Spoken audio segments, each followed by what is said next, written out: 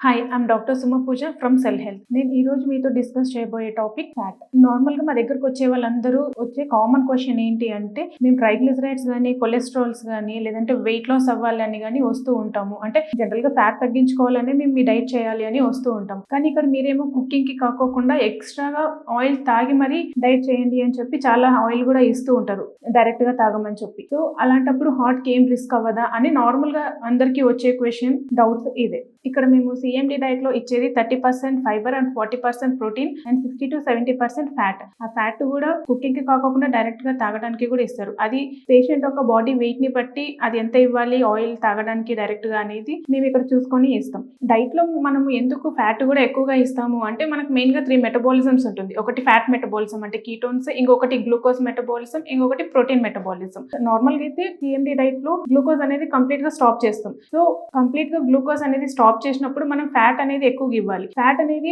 1 gram అంటే 9 calories. అంటే మనం రోజు మొత్తంలో 1400 to 2000 క్యాలరీస్ వరకు ఇవ్వచ్చు. అంటే కోకోనట్ ఆయిల్ డైరెక్ట్ గా కన్సూమ్ చేసుకోవడానికి 150 to 160 గ్రామ్స్ దాకా ఇవ్వచ్చు ఒక పర్సన్. అది బాడీ వెయిట్ ని బట్టి మనం కోకోనట్ ఆయిల్ ఎంత ఇవ్వాలి, ఎక్కువ ఇవ్వాలా తక్కువ ఇవ్వాలని దాన్ని బేస్ చేసుకొని మనం ఇక్కడ రాస్తాం. అంటే మనం ఎప్పుడైతే కార్బ్స్ అనేది 0% చేస్తామో అప్పుడు ఫ్యాట్ అనేది కొంచెం ఎక్కువగా వేయాల్సి వస్తుంది. ఇప్పుడు అందరూ ఫ్యాట్ ఇవ్వగానే డైరెక్ట్ గా తాగమని చెప్పగానే భయపడుతూ ఉంటారు, హార్ట్ కి ఏమైనా రిస్క్ ఉంటుందా లేదా అనేది. అది హార్ట్ కి ఎప్పుడు రిస్క్ అంటే, మీరు గ్లూకోజ్ ఫుడ్ అంటే కార్బోహైడ్రేట్స్, రైస్ కానీ టిఫిన్స్ కానీ ఎక్కువ ఆయిల్ ఫుడ్స్ కానీ ఇవన్నీ ఎక్కువ తీసుకుంటూ ప్లస్ ఫ్యాట్ ఫుడ్ ఎక్కువ తీసుకున్నప్పుడు స్వీట్స్ కానీ ఎగ్ ఎల్లో కానీ ఇలాంటివన్నీ ఫ్యాట్ కిందకి వస్తుంది. ఇవన్నీ రెండు ఈక్వల్ రేషియోలో తీసుకున్నప్పుడు మనకి హార్ట్ రిస్క్ అనేది ఎక్కువ అవుతుంది. కానీ ఇక్కడ మనం గ్లూకోజ్ అనేది కంప్లీట్ గా స్టాప్ చేసి ఫ్యాట్ ఇవ్వడం వల్ల మనకి ఇంకా హార్ట్ కి ఏదైతే బ్లాక్స్ అవన్నీ ఉంటుందో అవన్నీ క్లియర్ అవుతుంది. అంతేకాదు గ్యాస్ట్రైటిస్ ఇష్యూస్ ఏదైనా ఉంది అన్నప్పుడు కూడా ఎర్లీ మార్నింగ్ ఎంటీ స్టమక్ తో ఫ్యాట్ తీసుకోవడం వల్ల కూడా గ్యాస్ట్రైటిస్ ఇష్యూస్ కానీ అలాంటివన్నీ పోతుంది. మనం గ్లూకోజ్ స్టాప్ చేసినప్పుడు